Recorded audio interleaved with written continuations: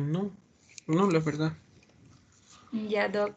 Ahora sí vamos a hablar sobre las dosis para trombosis venosa profunda y TEP. Entonces aquí Ok. tenemos cómo podemos tratar. Por ejemplo, con las heparinas no fraccionadas, la dosis inicial intravenosa es de 80 unidades internacionales por kilogramo en bolo o lo que equivaldría a 5.000 unidades internacionales seguidas por una infusión continua de 18 unidades internacionales de kilogramo hora o 1.300 unidades internacionales hora. Esto debe ajustarse con el tiempo de tromboplastina activada de 1.5 a 2.5. O sea, debe Ujú, estar en ese rango sobre normal. ujú. Y ya, este debe monitorizarse cada 6 horas y el tratamiento debe mantenerse por al menos 5 días y se suspende cuando ya se haya iniciado los inhibidores de la vitamina K, que posteriormente ya les voy a hablar. Ujú. Y como habíamos dicho también previamente, se va a revertir el efecto con el uso del sulfato de protamina, donde 1 miligramo de sulfato va a neutralizar las 100 unidades de heparina. Ujú. También tenemos las heparinas de bajo peso molecular, cuya disponibilidad va a ser más del 90%, su eliminación es renal, y cuando hay creatininas menores de 30 ml por minuto, se va a sugerir o descontinuar o utilizar solo la mitad de la dosis. O sea, En esta, clearance de creatinina, ¿no? ajá, ajá, el Sí, clearance de creatinina sea menor de 30 ml por minuto. exacto, porque aplicas el fórmula, ¿no? O, Crocop-Gault o CKD-EPI, ¿sí? Los valores de creatinina es diferente. El clearance de creatinina es menos de 30 mililitros minuto, hay que ajustar la dosis, ¿no? De heparina de bajo peso molecular. ¿Qué más? Ahí está todo lo de la enoxaparina que ya habíamos dicho antes, del 1 miligramo por kilogramo a las 12 horas o el 1.5 miligramos por kilogramo al día. Y el otro es del Fondaparinux, que este no se encuentra en el cuadro básico de medicamentos de nuestro país, pero el tratamiento va a depender netamente del peso del paciente. Entre 50 y 100 serían 7.5 miligramos. Si es que es menos de 50 kilogramos, son 5 miligramos. Si es que es más de 100 kilogramos, 10 miligramos. Y también tenemos la anticoagulación oral con los cumarínicos. Aquí tenemos la acenocumarina y la warfarina. Estos, en cambio, deben iniciarse, ahí lo que les había dicho, al mismo tiempo que la heparina no fraccionada o la heparina de bajo peso molecular. Y deben tener un rango de INR entre 2 y 3, por lo menos por 24 horas, o sea, perdón, por 2 días consecutivos, 48 horas. Y se Ya. recomienda iniciar con dosis bajas de warfarina o de acenocumarina y el monitoreo va a ser con TP y el INR. Y por último tenemos el tratamiento trombolítico en pacientes que pueden presentar shock. Esto se hace mediante fibrinolíticos y se ha visto que el tratamiento trombolítico administrado durante 2 horas es más eficaz y seguro que las pautas de 12 a 24 horas. Ujú. Se puede utilizar streptocinasa o la actividad de plasminógeno recombinante del plasminógeno tisular.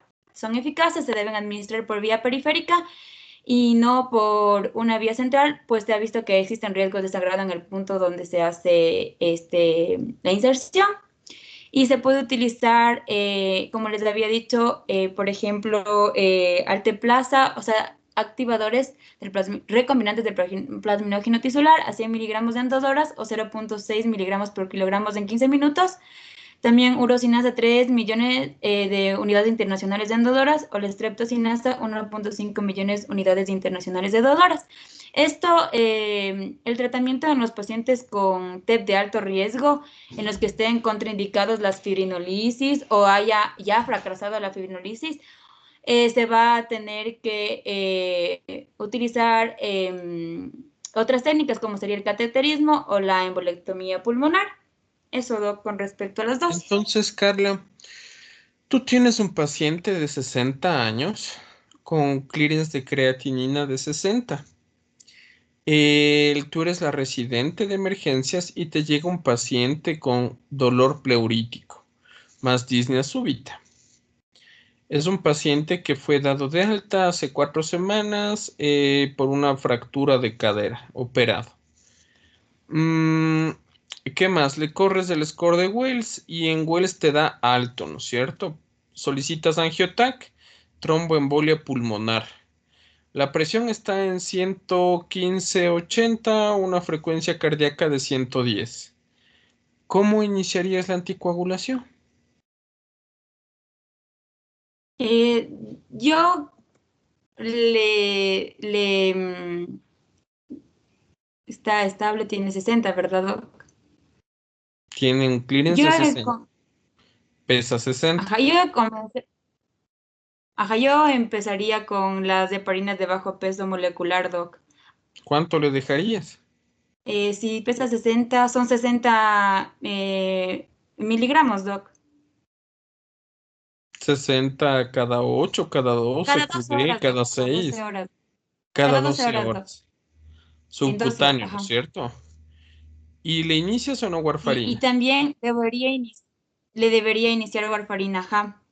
Puesto, ¿Cuánto? también he leído que, por ejemplo, se ha visto que es conveniente iniciar la warfarina al mismo, o sea, la warfarina al mismo tiempo que se inicia ya la anticoagulación. Sí, señor. Eh, ¿Cuánto le vas a dejar? ajá. Y principalmente dosis bajas, puesto que, por ejemplo, la warfarina tiene también si se da a dosis altas, tiene el potencial de inactivar la proteína C de forma súbita, por lo cual podría darse lo contrario, si no se da a bajas dosis, ¿A qué dosis? porque al inactivar la proteína C podría crear un estado de hipercoagulabilidad. Entonces deberíamos iniciar con dosis bajas de warfarina, que en este caso ¿Cuánto? está recomendando de 2,5 miligramos Mm, diarios. la recomendación te dice en pacientes de tercera edad comenzar con 5 miligramos primera dosis, ¿no? En pacientes jóvenes 7,5 miligramos. Y luego bajas, ¿no? ¿Al cuánto tiempo le vas a pedir TP e INR? Si hasta la A Warfa. los, a los, si no estoy mal, es a los 3, debe ser, em, o sea, durante los primeros días debemos ver que el INR se haya mantenido en el rango durante estos 2 días ¿Al cuánto consecutivos. tiempo le vas a pedir de lo que iniciaste la Warfa? O sea, ya si es que ya continúa por tiempo prolongado No, o no. le iniciaste ahora la warfarina. 2 días, Y Doc. enoxaparina. ¿En cuánto tiempo vas a pedir el TP e INR? A ver, yo a los 3 días porque la warfarina tiende a comenzar o sea, a ejercer su función a las 72 horas. Listo, le pides a las 72 horas. Ajá. El INR está 1,4. ¿Qué vas a hacer?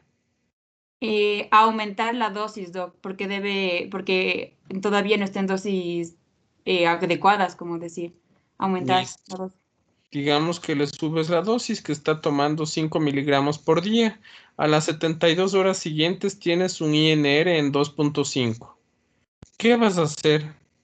Continuar y hacer otro, Continuar con la otro. warfarina. ¿Y la enoxaparina? Eso ya debo retirar después de 5 días, Doc. El tratamiento. A los 5 días. Si no estoy mal, sí, Doc. Digamos que el segundo control no sale un INR en 2,5, te sale un INR en 1,8. Ya sería el sexto día, ¿no es cierto? Ajá. 3 días el primer control y 3 días el segundo control, son 6 días. Pero tienes INR de 1,8, ¿le retiras la enoxa? No, Doc, no le retiro. ¿Y entonces cuándo le vas a retirar la enoxa o le vas a mantener No, no, le la debo enoxa de mantener largo? los anticoagulantes inhibidores de la vitamina K, pero ¿Pero por cuánto tiempo? estos ejercen su actividad, o sea, de tipo prolongado, por eso primero le tengo que dar la heparina, otro tipo de anticoagulante previo. Entonces, mm, deben ser, es que creo que era de 5 a 10 días, Doc, si no estoy mal.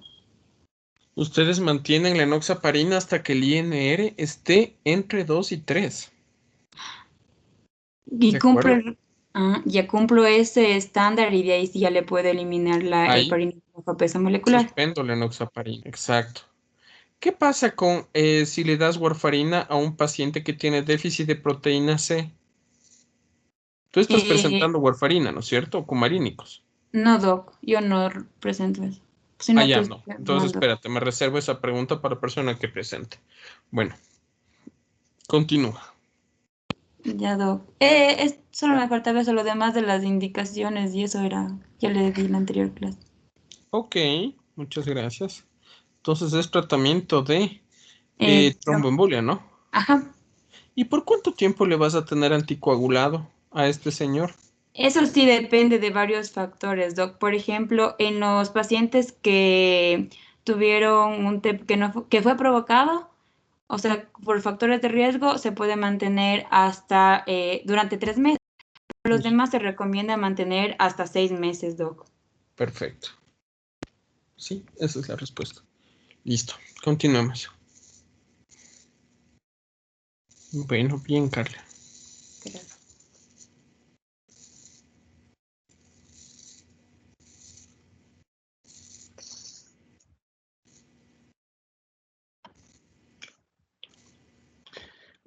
Doc, ¿sí se ve?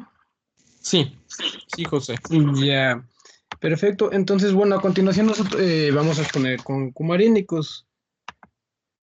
Ujú. Ya, entonces, bueno, primero, antes de nada, antes de revisar los cumarínicos, vamos a revisar la vitamina K. Entonces, los tipos de vitamina K que nosotros tenemos son la vitamina K1, la vitamina K2 y la vitamina K3. De la vitamina K1 hay que destacar que esta es la que nosotros ingerimos en los alimentos. Esta se encuentra en grandes cantidades en ciertos alimentos como serían las espinacas, alimentos verdes, brócoli. En cambio, la vitamina K2 va a ser la que se da por las bacterias van a ser la que sintetizan la vitamina K2, pero también este tipo de vitamina se encuentra en ciertos tipos de alimentos como pueden ser las carnes rojas.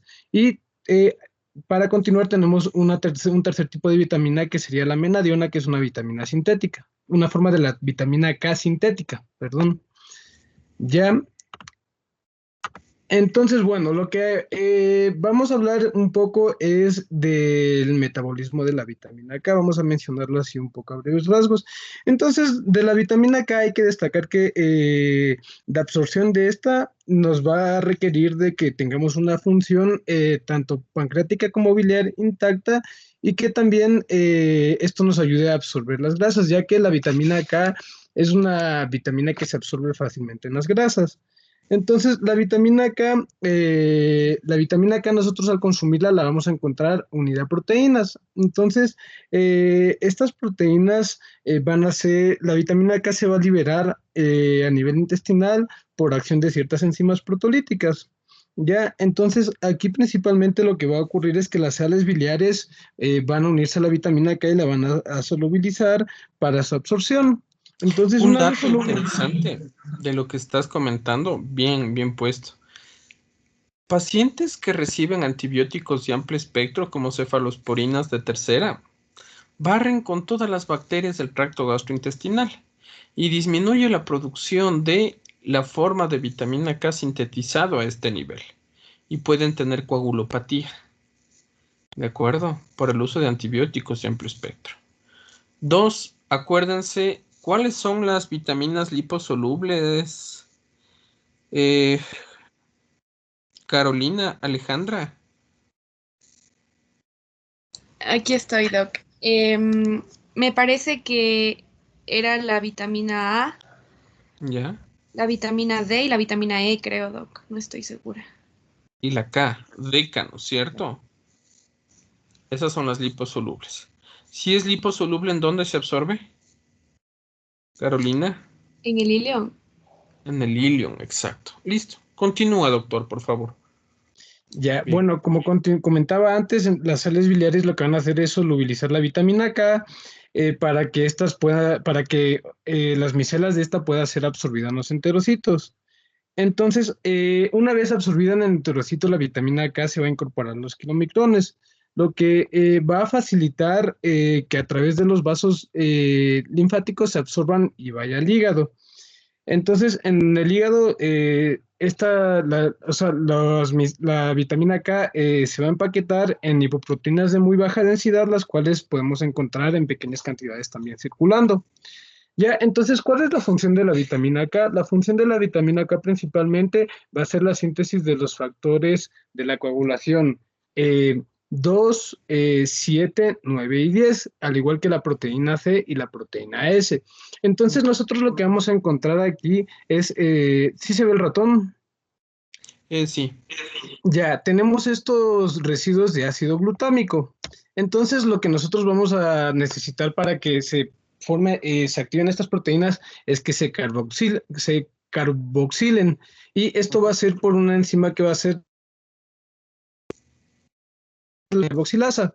Entonces, también esta reacción hay que destacar que requiere tanto del oxígeno como del dióxido de carbono y también de la forma reducida de la vitamina K o la hidroquinona.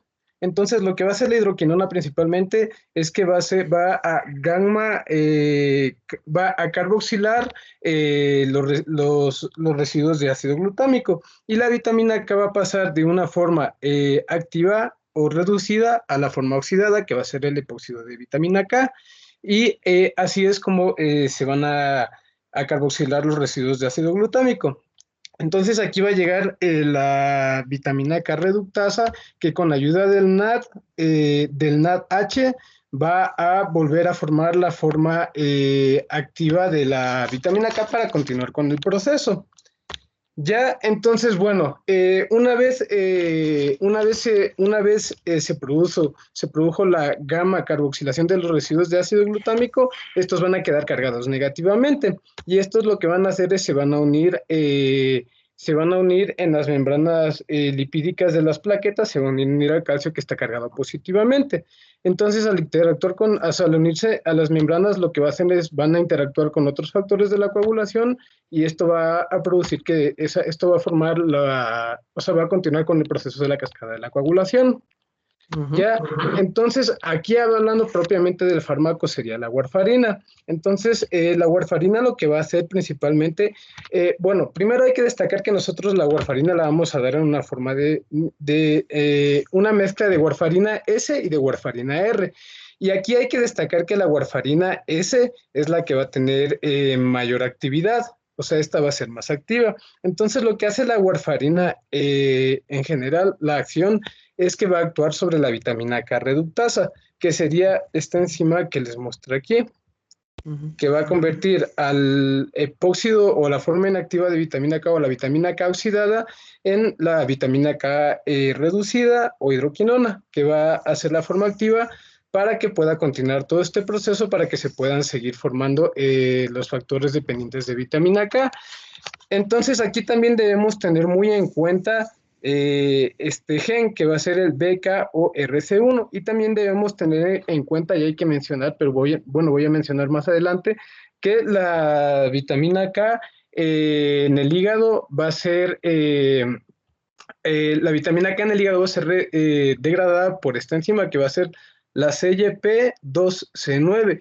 Entonces, estas enzimas, sí, las citocromos, estas dos enzimas tienen mucha importancia porque los pacientes que muestren alteraciones a nivel de estas enzimas también van a mostrar alteraciones a la hora de degradar la warfarina, por lo que la dosis se va a ajustar en función de estos dos tipos de enzimas en algunos pacientes. Bueno, continuando con la exposición, hay que destacar algo. La warfarina lo que va a hacer es que solo va a actuar sobre la vitamina K reductasa, entonces no va a actuar sobre los factores de coagulación ya formados, ni sobre la gamma carboxilasa, ni nada, solo va a actuar sobre esta enzima. Ya, y entonces aquí algo que tenemos que tener muy en cuenta es el tiempo de vida de estos factores de la coagulación. Ya, entonces, ¿por qué hay que tener en cuenta el tiempo de vida de estos factores de la coagulación? Porque a la hora de que nosotros vamos a administrar la warfarina, esta va a tener un tiempo de actuación, lo cual voy a mencionar más adelante.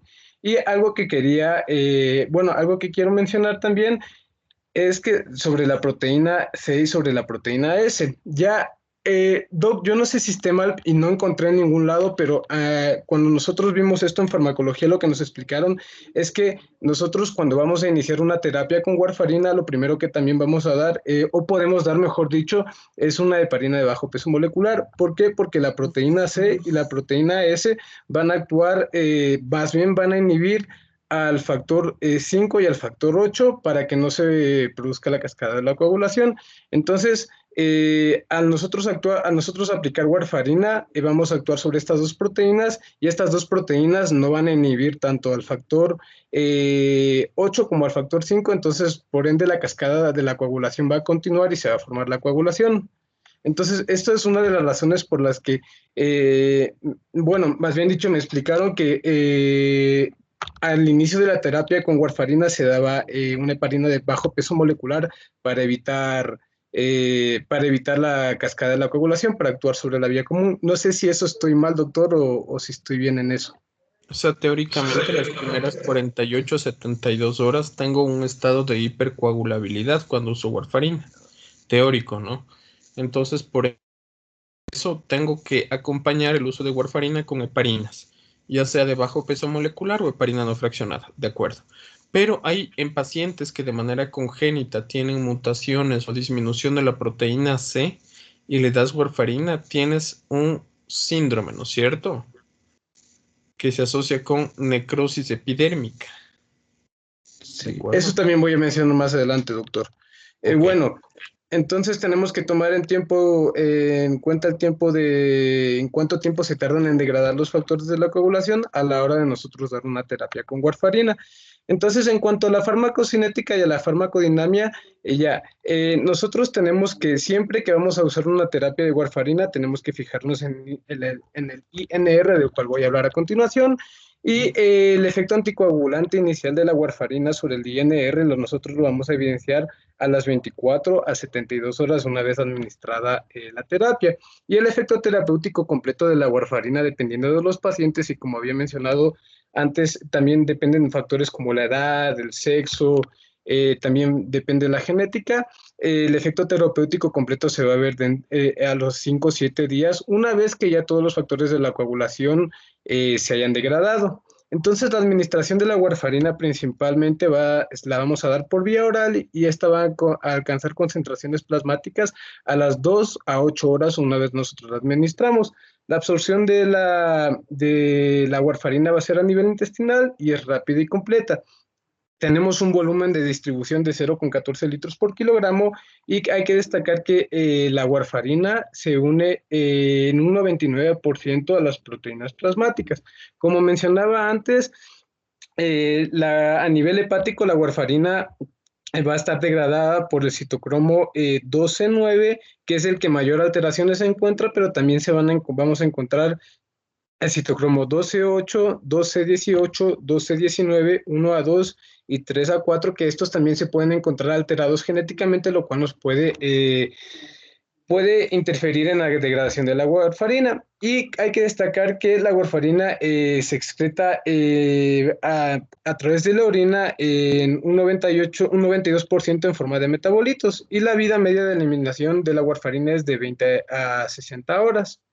Consideraciones que nosotros tenemos que tener en cuanto a la farmacocinética y farmacodinamia es en pacientes que tengan deterioro de la función renal. Entonces, nosotros en este tipo de pacientes lo que principalmente vamos a evaluar es el clearance renal para ver qué tal se está eliminando el metabolito de la warfarina y para ver que este no tenga larga duración en nuestro organismo. De igual manera, también el deterioro de la función hepática, como mencionaba antes, alteraciones en los citocromos pueden potenciar la respuesta de la warfarina, y también nosotros podemos encontrar en diversas patologías hepáticas o deficiencias hepáticas síntesis alteradas de los factores de la coagulación o disminución o aumento del metabolismo de la warfarina. En cambio, en cuanto a los pacientes geriátricos, nosotros debemos destacar que los pacientes de 60 años o mayores tienen una respuesta mayor a la esperada a la warfarina. La raza también influye por los factores genéticos, por lo que nosotros debemos fijarnos siempre en los pacientes para iniciar una dosis y una terapia de mantenimiento, y como mencionaba antes, la farmacogenética. Ya, la presentación de la warfarina. Nosotros, bueno, esto es sacado del Cuadro Nacional de Medicamentos. Nosotros tenemos la warfarina en forma de sólido oral de 1 a 5 miligramos. El precio unitario de la warfarina es de 21 centavos y el precio por frasco, que viene 50 tabletas, es de 10,40. Ya, antes de hablar ya de la warfarina y de los esquemas de administración y de la terapia, primero vamos a hablar del INR o del International Normalized Range. Ya, entonces aquí, ¿qué va a medir esto? El INR va a medir el tiempo de protrombina. Entonces, el tiempo de protrombina lo que mide es cuánto tiempo se tarda el plasma en coagularse en cuanto no se expone el factor tisular. Entonces, lo que nosotros estaríamos evaluando es este lado de la vía de la cascada de la coagulación y la vía común. Ya, entonces aquí lo que nosotros vamos a coger es, vamos a comparar el plasma de un paciente con un plasma que se supone que es normal. Entonces nosotros aquí vamos a mezclar el plasma del paciente con citrato recalcificado, lo vamos a exponer a factor tisular y también a fosfolípidos y vamos a ver qué tiempo se tarda en formar el coágulo. Normalmente, el tiempo en el que se forma el coágulo depende ya de cada laboratorio y de cada químico que se usa, pero en un rango normal que se menciona es de 11 a 13 segundos. Y esta es la fórmula del INR, en el que en el numerador iría el tiempo de protrombina del paciente, en el denominador va el rango de referencia y tenemos también un índice internacional que esto fue propuesto por la OMS para que nosotros al analizar el INR de los pacientes podamos obtener un número cercano, puesto que, como se menciona, en cada país o en cada laboratorio tienen rasgos diferentes. Entonces, esto es para más o menos no confundirnos. Esto nos ayuda a no confundirnos. Y entonces, aquí hay que destacar algo. ¿Por qué puse el INR menor a 2 o mayor a 4 con coágulo y líquido? Un INR menor a 2 lo que nos va a indicar es coágulo, entonces nos va a indicar estados de hipercoagulabilidad o en estos casos los pacientes con un INR menor a 2 vamos a observar que tienden a formar coágulos con más facilidad. En cambio, ¿por qué puse un INR mayor a 4 líquido? Esto significa que los pacientes que tengan un INR mayor a 4 van a tender a formar estados hemorrágicos con mayor facilidad que los otros pacientes, por lo que lo óptimo del INR que nosotros deberíamos evaluar se supone que debería ser entre 2 y 4, pero esto va a ir variando en función de cada paciente, como lo cual se va a exponer más adelante.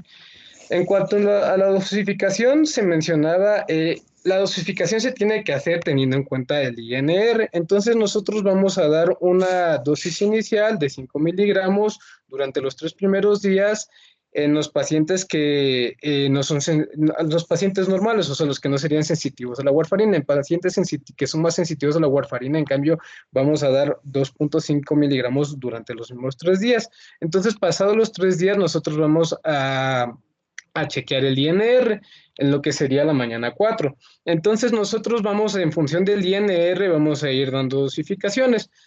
Si tenemos un INR menor a 1,5, que como les indicaba acá, los INRs menor a 2 tienden a formar mayor estado de coagulabilidad, vamos a aumentar la dosis y vamos a dar de 7,5 a 10 miligramos por 2 a 3 días y luego vamos a proceder a evaluar al paciente. En pacientes, en cambio, que son sensibles, vamos a dar de 5 a 7,5 miligramos diarios y de igual a 2 o 3 días los vamos a volver a analizar. En pacientes con un INR de 1,5 a 1,9 vamos a dar 5 miligramos de 2 a 3 días, igual vamos a evaluar, y en cambio los pacientes sensibles vamos a dar 2,5.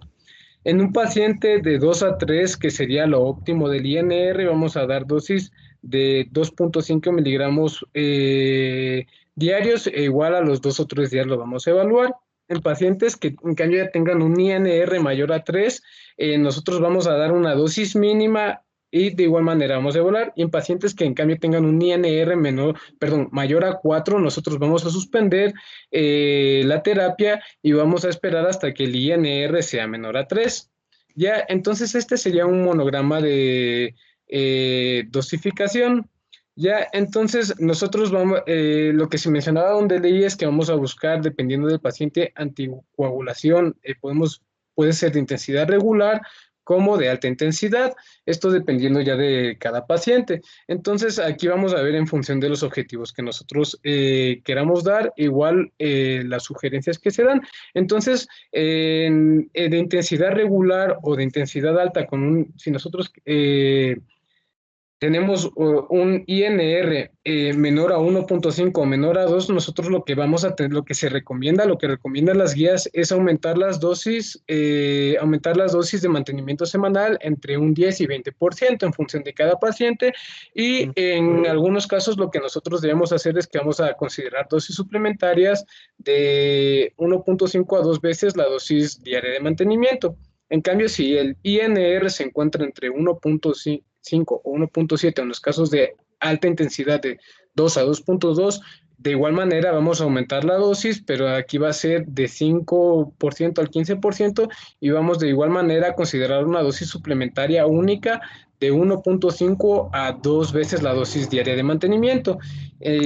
Si tenemos un INR de 1.8, 1.9 o en casos de alta intensidad de 2.3 a 2.4, en algunos casos no vamos a necesitar ajustar las dosis si los dos últimos INR se encontraban dentro del rango, pero en el caso de que hagamos el análisis del INR y no encontremos un cambio, debemos buscar la causa, y de igual manera nosotros debemos ajustar la dosis. Entonces, en el caso de que nosotros deseemos o necesitamos ajustar la dosis, vamos a tener que aumentar la dosis semanal de un 5 a un 10%, de igual manera una dosis única de 1.5, o sea, debemos dar una suplementación de 1.5 a 2 veces la dosis diaria de mantenimiento. Ya, si nosotros tenemos en los estados de intensidad regular un INR de 2 a 3, que como mencionaba antes, se supone que sea lo normal o lo recomendado, mejor dicho, o en los casos de alta intensidad de 2.5 a 3.5, nosotros debemos mantener la dosis porque ese es el rango deseado y no debemos proceder a hacer nada. En cambio, aquí vienen los estados en los que el INR va a estar elevado y en el que el paciente va a presentar más riesgo de mostrar hemorragia. Entonces, en estos casos lo que nosotros vamos a hacer aquí es que si tenemos un INR de 3.1 a 3.2 o un INR de 3.6 a 3.7, lo que nosotros vamos a tener que hacer es vamos a analizar los dos últimos INR, y en función de eso, si se mantienen constantes, nosotros vamos a mantener la dosis, pero en cambio, si hay alteraciones, lo que nosotros en estos casos vamos a tener es el polo opuesto de lo que explicaba antes. Aquí lo que vamos a tener que hacer es vamos a disminuir la dosis, y en función de los INR vamos a disminuir la dosis en función de qué tan alterado se encuentre y para llegar al INR deseado. Ya, bueno, para continuar, las indicaciones. Entonces, en las indicaciones se mencionaban diversos Y con estados. un INR de 8 sin sangrado, ¿qué haces? Ya, con un INR de 8, lo que nosotros tenemos que hacer es que nosotros tenemos que disminuir las dosis de mantenimiento. Y de igual manera, lo que también nosotros debemos hacer es considerar qué es lo que sucede con nuestro paciente. En este caso, por ejemplo, deberíamos ver si nuestro paciente tiene déficit de vitamina K, el por qué, y podríamos considerar administrar vitamina K a dosis bajas hasta que el INR se encuentre en rangos deseados. Ya, en las INR más de 9 con sangrado. Con sangrado, doctor, no mencionaba nada la guía donde leí, pero en un INR más de 9 con sangrado, lo que nosotros deberíamos hacer primero es parar el sangrado, administrar vitamina K y suspender el tratamiento con warfarina hasta que el INR se encuentre en un rango normal. Exacto. Y determinar la causa. Plasma fresco, ¿no? Y administrar también plasma fresco. Exacto. Ya, en cuanto a las indicaciones, bueno, se mencionaba que para la enfermedad cardíaca nosotros nuestro objetivo es obtener un INR de 2 a 3. Entonces, si nosotros vemos un paciente con un infarto de miocardio con trombo ventricular izquierdo o alto riesgo de nosotros para mantener el INR de 2 a 3 vamos a dar un tratamiento de 3 meses después del infarto de miocardio. En cambio, en un paciente con fibrilación atrial o flúter atrial, el objetivo de INR va a ser de 2 a 3 y la duración del tratamiento va a ser indefinida. En cambio, los pacientes con miocardiopatía por estrés o el Takotsubo con un trombo agudo de ventrículo izquierdo, nosotros de igual manera como objetivo vamos a querer buscar un INR de 2 a 3 y vamos a dar un tratamiento con warfarina durante 3 meses. Ya en pacientes... Andrea, ¿y cómo sabes si anticoagulas o no una fibrilación auricular? Tú que ya eres toda una cardióloga al momento.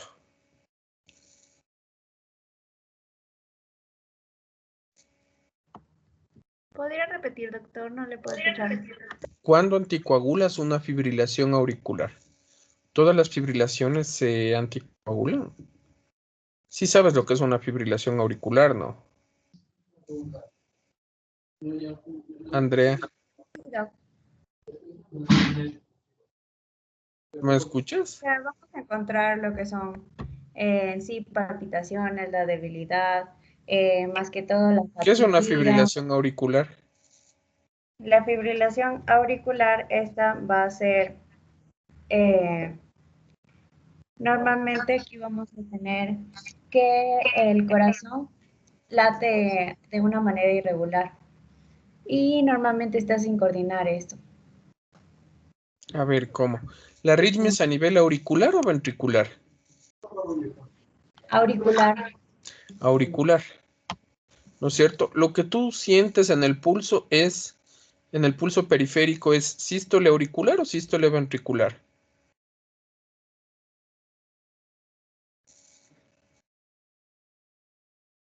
Andrea, Ventricular. ventricular, listo. ¿Cuándo anticoagulas y por qué anticoagular en una fibrilación auricular?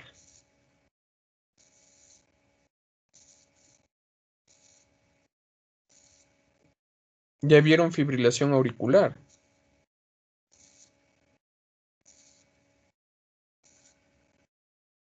En Chicos, fármaco. listo. ¿Cuándo anticoagulan en una fibrilación auricular? ¿Y por Hay qué una escala. anticoagular? Hay una escala. ¿Cómo se llama la escala? Sí, no, a ver, chat 2 de... Chá-2-Basque, ¿no es cierto? ajá, esa. ¿Y por qué anticoagulo en fibrilación auricular? ¿Cuál es el riesgo? Es que como el corazón no se puede contra, bueno, la aurícula no puede, como está fibrilando, no puede pasar la sangre al ventrículo y hay Ujú, como que un proceso de éstasis y ujú. entonces justo junto con la con otros factores de la triada de Virchow puede favorecer la formación de trombos y hay que calcular con esa escala el riesgo de desarrollar para el con la escala es para calcular el riesgo de accidente cerebrovascular en pacientes con fibrilación auricular. Perfecto. Entonces, como está fibrilando, la sangre en las aurículas comienza a estancarse. Se forman coágulos y de repente tengo conversión a ritmo sinusal. Tengo una sístole auricular, el coágulo pasa por las auriculoventriculares, llega a ventrículos, sístole ventricular y sale el émbolo, ¿no es cierto? Ahora, a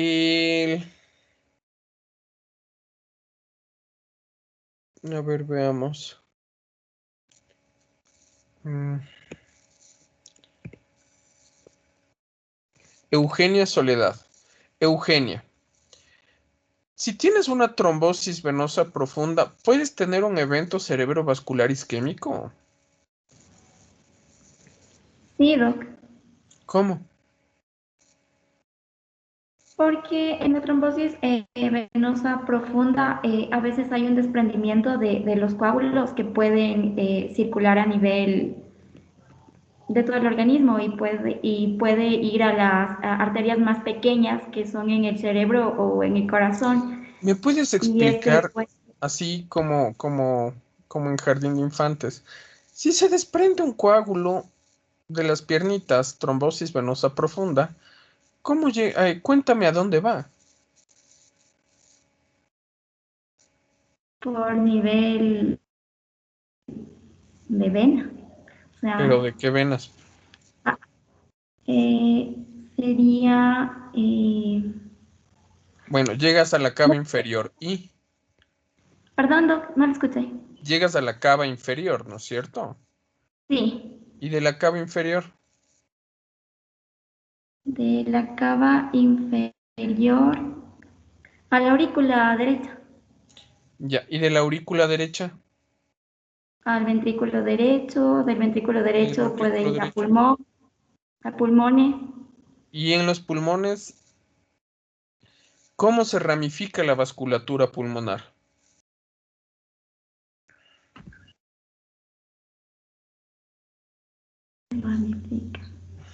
Arterias pulmonares, arteriolas pulmonares y llegas hasta capilares pulmonares, ¿no es cierto? Pero el coágulo no es que se va a desintegrar y se va a volver a reintegrar después, ¿no es cierto? Y No. entonces, ¿cómo le dio evento cerebrovascular a partir de una TBP? ¿Sí entiendes cuál es el problema técnico? Sí. ¿Por dónde llegó el coágulo? Porque no es que se desintegra a nivel pulmonar y se vuelve a reintegrar a nivel de aurícula izquierda, ¿no es cierto? Sí, ¿En qué casos podría darse un evento cerebrovascular a partir de una TBP?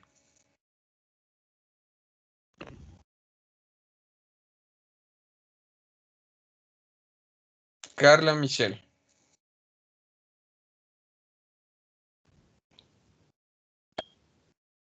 Ya, tú que eres experta en TEP. ¿En qué casos puedo tener un evento cerebrovascular a partir de una TBP? No,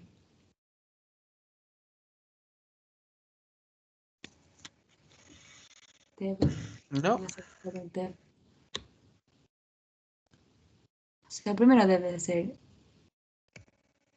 tal vez Juan Pablo. Juan Pablo y Eselga.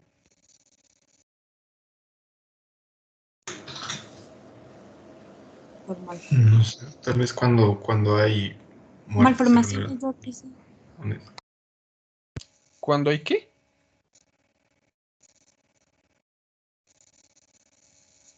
Juan Pablo. Cuando hay comunicación, Doc, puede ser entre el ventrículo izquierdo, derecho y el izquierdo. Muy bien, exacto, Carla. O a nivel auricular, ¿no? ¿No es cierto? Una CIA o un CIB, ¿no es cierto? De acuerdo. Eso se llama embolia paradójica y es 1 a 1.5%. De acuerdo. O sea, es muy poco factible que a partir de una TBP tengas un evento cerebrovascular isquémico, a menos que tengas comunicación interauricular o interventricular. Perfecto. Listo. Entonces acuérdense que hay el score de Chad-Basque, ¿no? Chad-2-Basque, que es un acrónimo para ver qué pacientes con fibrilación auricular se anticoagulan y cuáles no. Listo. Continúa, Doc, por favor. Ya, Doc. Otras indicaciones que teníamos para la aplicación de warfarina o para dar warfarina a nuestros pacientes sería el implante valvular. Entonces, aquí se mencionaba que tenemos distintos tipos de implantes valvulares. Por ejemplo, en una tenemos la válvula aórtica Biliafed, mecánica ONX, y aquí tenemos que evaluar que el paciente no tenga factores de riesgo adicionales de tromboembolismo. Entonces, perdón. Entonces, aquí lo que debemos buscar es en el primer mes, tenemos que buscar en los 3 primeros meses un INR de 2 a 3. Pasados los 4 meses, también debemos buscar un INR de 1.5 a 2 y la duración de tratamiento va a ser indefinida. En cuanto nosotros apliquemos una válvula aórtica mecánica con factores de riesgo adicionales de tromboembolismo o una válvula aórtica mecánica de generación anterior o válvula mitral, debemos buscar como objetivo un INR de 2.5 a 3.5 y vamos a dar una terapia de warfarina de 3 meses. En cambio, con una válvula aórtica o mitral biprotésica que nosotros colocamos quirúrgicamente y que hay bajo riesgo de hemorragia, vamos a buscar un INR de 2 a 3 y vamos a dar una terapia de 3 a 6 meses con warfarina. Ya el tratamiento de la tromboembolia venosa aguda, tenemos el tromboembolismo venoso provocado y no provocado, en el cual nosotros en ambos vamos a buscar un INR de 2 a 3. En el provocado vamos a dar un tratamiento de mínimo 3 meses y en función de cómo vaya evolucionando el paciente vamos a ir determinando de qué tiempo vamos a dar el tratamiento. En cambio, en el no provocado vamos a serían causas del paciente. Vamos a dar una terapia de mínimo 3 meses y en algunos casos podría ser una terapia indefinida de larga duración. Como tromboprofilaxis en la hipertensión arterial pulmonar idiopática hereditaria, nosotros vamos a buscar un INR de 1.5 a 2.5 y la duración del tratamiento va a ser indefinida. En cuanto a la hipertensión pulmonar tromboembólica crónica, vamos a buscar un INR de 2 a 3 y vamos a dar una duración de tratamiento indefinida. En el síndrome antifosfolípido, nosotros vamos a buscar, antifosfolipídico, vamos a buscar un INR de 2 a 3, vamos a dar una terapia, una duración indefinida. En una artroplasia total de cadera, una cirugía por fractura de cadera, que son muy comunes, vamos a buscar un INR de 2 a 3 y nosotros vamos a dar una terapia de mínimo 10 a 14 días, la cual se puede prolongar hasta los 35 días, dependiendo de cada paciente, de la edad, del sexo, etcétera. Y en las artroplasias de rodillas, como tromboprofilaxis, vamos a buscar un INR de 2 a 3 y por lo general nosotros vamos a dar una terapia de 10 a 14 días, pero podemos considerar darla hasta los 35 días en función de los riesgos de cada paciente. Ya en la trombocitopenia inducida por heparina, nosotros vamos a ver dos estados: la trombocitopenia sin trombosis inducida por heparina y la trombocitopenia con trombosis inducida por heparina. En ambas vamos a buscar un INR de 2 a 3, pero en la trombocitopenia sin trombosis vamos a dar un tratamiento de 4 semanas a 3 meses, mientras que en la trombocitopenia con trombosis vamos a dar una terapia larga de larga duración, la cual va a tener una duración de 3 a 6 meses. Y aquí es muy importante hacer el monitoreo de los pacientes. Entonces, las recomendaciones en el inicio de la terapia es que nosotros en el hospital, al aplicar la warfarina o la terapia de warfarina, nosotros vamos a hacer un monitoreo diario. Una vez el paciente recibe el alta hospitalaria, si el paciente se encuentra estable, entonces vamos a llamarle a consulta de 3 a 5 días para realizar un análisis, pero si es inestable, vamos a llamarlo en un rango de 1 a 3 días.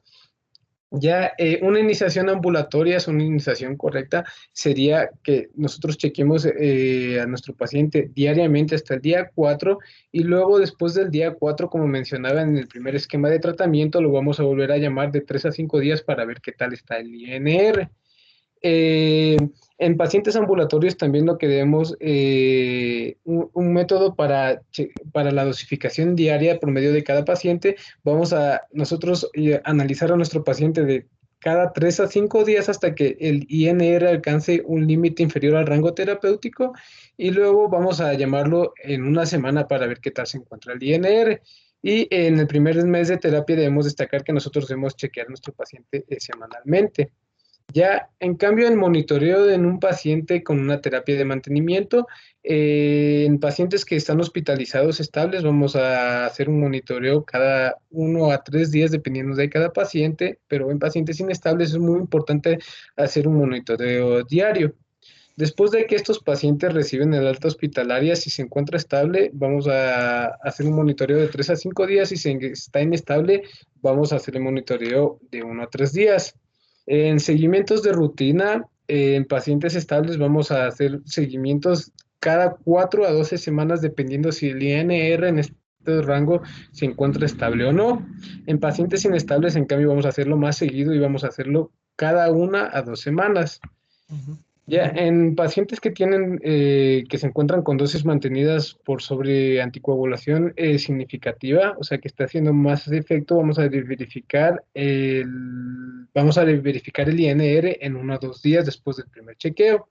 Si por ejemplo nosotros estamos con un paciente a día de hoy en consulta, lo vamos a llamar a volver a verificar el monitoreo en 1 a 2 semanas.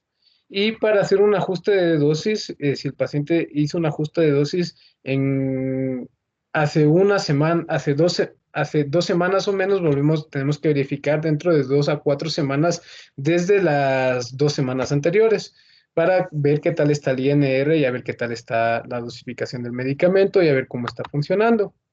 Ya, otra cosa que se mencionaba es en el caso de que se daban recomendaciones, mejor dicho, en el caso de que nosotros queramos cambiar de un anticoagulante a warfarina. o sea, en el caso de un cambio. Entonces, para la Pixaban, lo que se me recomendaba en la Pixaban es que vamos a suspender, vamos a cambiar el apixaban por la warfarina durante 2 días aproximadamente hasta que el INR se encuentre en niveles terapéuticos. O de igual manera nosotros podemos suspender el apixaban y el mismo día que suspendemos el apixaban administramos la warfarina y también vamos a dar un anticoagulante parenteral que sería una heparina y vamos a hacer un análisis hasta alcanzar el INR deseado. En lo referente al dabigatran, se mencionaba que se debe suspender el dabigatran y se debe comenzar con la warfarina el mismo día. E igual manera, debemos dar un anticoagulante parenteral hasta obtener un INR deseado. Ya en el caso de que aquí es muy importante analizar en algunos pacientes el clearance renal. Entonces se mencionaba que en un clearance renal mayor a 50 mililitros por minuto, de nosotros podemos iniciar la warfarina 3 días antes de suspender el dabigatran. En cambio, si el clearance se encuentra de 30 a 50, debemos iniciar la warfarina 2 días antes de suspender el dabigatran. Con un clearance de 15 a 30 mililitros por minuto, debemos iniciar la warfarina un día antes y con un clearance menor a 15, nosotros no podemos, bueno, no sé, todavía no se dan recomendaciones. Entonces aquí lo que se recomienda es que el paciente, dice, o sea, se menciona que no se recomienda el uso de dabigatran en pacientes con insuficiencia renal grave. En cambio, en cuanto al edoxaban, dependiendo si se administra, el paciente recibe El edoxaban avanza nomás porque no hay aquí. El apixaban sí. Y el rivaroxaban sí.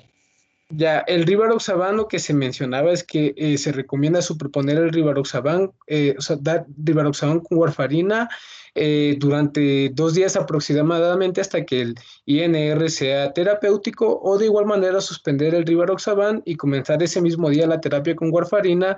De igual manera, como se mencionaba en los anteriores anticoagulantes, aplicar la warfarina con un anticoagulante parenteral y lo vamos a aplicar hasta que nosotros alcancemos el INR deseado. En lo referente a los anticoagulantes parenterales, lo que vamos a hacer es que vamos a iniciar la terapia con warfarina y vamos a continuar con el anticoagulante parenteral hasta que el INR esté dentro del rango terapéutico, por lo que se mencionaba de la proteína C y la proteína S.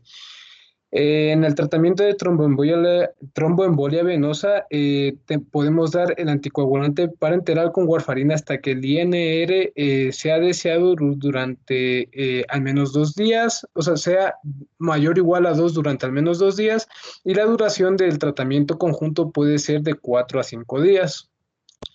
En cambio, si nosotros queremos cambiar de la warfarina a otro anticoagulante, las recomendaciones nos daban para el apixaban, debemos suspender la warfarina e iniciar el apixaban tan pronto como el INR descienda a 2.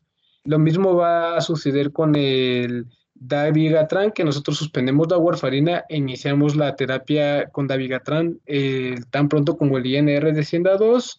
El rivaroxaban, de igual, suspendemos la warfarina e iniciamos la terapia con rivaroxaban tan pronto como el INR descienda a niveles menor a 3 o a 2.5.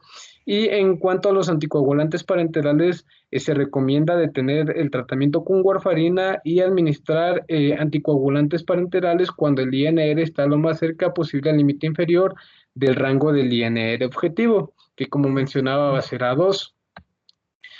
Como efectos adversos de la warfarina por la sobredosis del medicamento, por el mal metabolismo, vamos a tener el sangrado excesivo cuando el INR se va a encontrar mayor a 4, que se mencionaba que es muy común. En cuanto a efectos cardiovasculares, vamos a tener el síndrome del dedo morado. Esto va a producirse porque la sangre va a ser, o sea, porque se altera la viscosidad de la sangre y esto no va a permitir que el oxígeno llegue bien a los tejidos, por eso se produce el síndrome del dedo morado. De igual manera, como podemos observar aquí, se produce vasculitis. En cuanto a nivel del sistema nervioso central, es muy común que se produzca escalofríos. En cuanto a nivel dermatológico, es muy común que se produzca alopecia como reacción adversa, dermatitis, prurito, necrosis cutánea, de la cual voy a hablar a continuación, porque es un efecto adverso muy común de la warfarina, y urticaria. A niveles gastrointestinales, de igual manera vamos a observar dolor abdominal, distensión abdominal, diarrea, flatulencia, náusea, vómito. A nivel hematológico y oncológico vamos a observar hemorragia. A nivel hepático podemos observar hepatitis. A nivel de hipersensibilidad, como se mencionaba, anafilaxia y reacciones de hipersensibilidad. Y a nivel renal se puede observar insuficiencia renal aguda. Y aquí lo que debemos observar es que el paciente tenga cómo se encuentra la integridad glomerular del paciente y los antecedentes de enfermedad renal que estos presenten. A Una nivel pregunta, respiratorio. ¿qué has escuchado de calcificación vascular y warfarina? Calcificación vascular y warfarina. Warfarina y la fetuina A. La verdad, Doc, para serlo honesto, no. Ya, Revisarás. warfarina, ¿y qué más, doctor? Y Y calcificación vascular. ya, Doc. Sí. Calcifilaxis. ¿Qué más? Ya, igual a nivel respiratorio se observaba la calcificación traqueobronquial como efecto adverso. Entonces, vamos a hablar de la necrosis cutánea inducida por warfarina, ya que este es el efecto común, el efecto adverso más común. Este se va a dar cuando nosotros aplicamos dosis altas de warfarina. Entonces, la presentación de esta, como podemos observar, vamos a ver púrpura dolorosa, ampollas hemorrágicas, podemos observar como en esta imagen áreas de necrosis y lo que principalmente es que va a afectar al tejido adiposo subcutáneo. Entonces nosotros aquí para el manejo en estos pacientes lo que primero debemos hacer es suspender la terapia con warfarina y vamos a administrar vitamina K intravenosa. De igual manera, vamos a administrar heparina no fraccionada y vamos a administrar una fuente de proteína C, la cual la vamos a administrar en el plasma. Y de igual manera, para curar las heridas, por así decirlo, vamos a hacer debridamiento quirúrgico y en algunos casos, como en este caso, se requeriría de injertos. Ya para la Porque la prevención, necrosis cutánea se presenta en pacientes con déficit de proteína C, ¿no? Y toman warfarina. sí, No. sí, ¿Qué más? ya. Para la prevención, las recomendaciones o se mencionaba que la terapia con heparina para la anticoagulación, debemos dar una terapia con heparina hasta que la warfarina haya comenzado a actuar y se haya superado el estado de hipercoagulabilidad inicial, que era lo que le preguntaba al doc de la proteína C y la heparina. Ujú. En cambio, en cuanto a las contraindicaciones, nosotros vamos a tener que vamos a observar estadios de coagulopatía y aquí vamos a ver pacientes con disfunción hepática o con alteración de la producción hepática de los factores de la coagulación.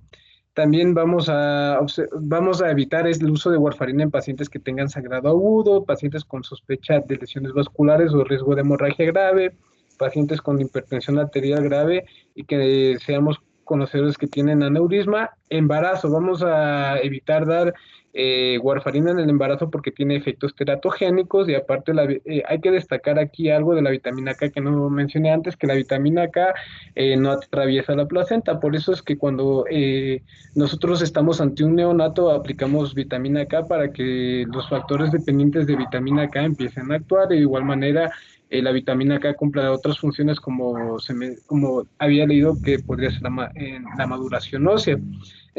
También debemos tener en cuenta pacientes con eventos cardiovasculares, por ejemplo, pacientes con isquemia cerebral, y también debemos evitar el uso de warfarina en pacientes con hemorragias gastrointestinal. Ya, consideraciones en cuanto a los pacientes, hay que mencionar las mujeres que están en etapa de reproducción. Entonces, las mujeres en edad fértil deben aplicar métodos anticonceptivos durante el tratamiento con warfarina y durante un mes después de la última dosis de warfarina. Las mujeres que requieran anticoagulación a largo plazo con warfarina y que están considerando quedarse embarazadas, puede sustituirse la warfarina por una heparina de bajo peso molecular y esto debe realizarse antes de que se produzca la concepción. En cuanto al embarazo, mencionaba que tiene efectos teratogénicos en su mayoría, pero de no ser así, algo que causa también la administración de warfarina en mujeres embarazadas es el aborto espontáneo y hemorragia fetal. En cambio, la lactancia se mencionaba que la warfarina se puede usar en en mujeres lactantes que desean amamantar a sus bebés, pero algo que se recomendaba en esto es que se debe monitorear a los bebés lactantes para detectar algunos hematomas o sangrados para ver si la warfarina está, como que moléculas de warfarina van en la leche y el lactante las está consumiendo. En cuanto a la dieta, aquí hay que mencionar la cantidad diaria de vitamina K que se recomienda. Entonces, en adultos es de 75 a 120. Se mencionaba que el rango en mujeres es de 90 microgramos y en hombres es de 120 microgramos. En cuanto a los niños, se mencionaba que en recién nacidos el consumo diario de vitamina K es de 2 microgramos, lo cual van adolescentes hasta los 75 microgramos al día. Y algo que se mencionaba es que la vitamina E puede aumentar el efecto de la warfarina. En cuanto a los niños, también los niños se debe chequear el INR para ajustar la dosis en los niños y debemos ver en qué caso se aplicaría la warfarina. En cuanto a la tercera edad, debemos tener en cuenta que los ancianos, las personas mayores de 60 años, tienen mayor sensibilidad a la warfarina. De igual manera, nosotros debemos vigilar siempre la dosis que nosotros estamos aplicando en nuestros pacientes de tercera edad y los efectos. En cuanto a las cirugías, también debemos, dependiendo del tipo de cirugía que reciba nuestro paciente, debemos analizar si nuestro paciente requiere que se administre warfarina o no y de igual manera vigilar que no se produzcan estados de hemorragia. ¿A qué horas le darías la tableta de warfarina? Ya, se mencionaba que la tableta de warfarina se toma una dosis diaria, se mencionaba que no tiene interacción con los alimentos, entonces aquí se mencionaba que se podía tomar a cualquier hora del día, pero para comodidad del paciente se le indicaba que la tome en la mañana, a la misma hora todos los días para que no se olvide de tomar la warfarina. De igual manera, otra indicación de que nosotros debemos dar a nuestro paciente es que en el caso de que si se saltó esa dosis de warfarina, por ejemplo, tenía que tomar a las 8 y son las 12, que no hay tanto problema en eso y que la tome lo más pronto posible. Pero es muy importante que sea constante en la terapia. Eso se mencionaba en cuanto a las indicaciones que debemos darle a nuestros pacientes, doctor. Ok. Bueno, chicos, quedemos hasta ahí, ¿vale? Quedemos hasta ahí. Todavía, ¿cuál es el siguiente tema? O sea, falta acabar los fármacos y enfermedad de von Willebrand y acabamos los temas de exposición. Ya, entonces ya cuadramos, David, para ver la siguiente clase, ¿de acuerdo? Ya, doc. Bueno, Gracias, Doc. hasta mañana, chicos. Gracias, Doc. Cuídense. Gracias, doc. Gracias, Doc.